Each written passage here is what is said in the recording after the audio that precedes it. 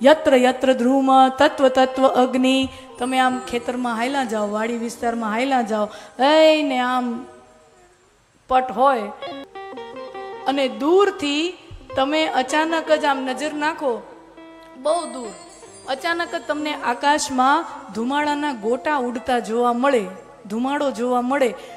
તો ધુમાડો જોઈને આપણે શું નક્કી કરીએ?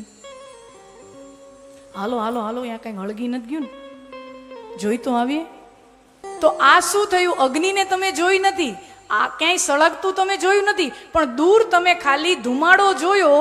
તો એ ધુમાડાને જોઈને આપણે નક્કી કર્યું કે ધુમાડો ઉપર આકાશમાં ધુમાડાના ગોટા ઉડે છે, એનો મતલબ નીચે ક્યાંક આગ લાગી હોવી જોઈએ.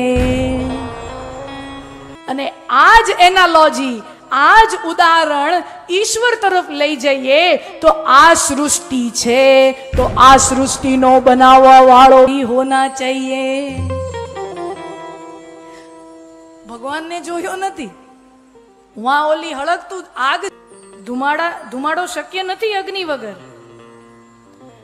એમ સર્જક વિના સૃષ્ટિ શક્ય નથી.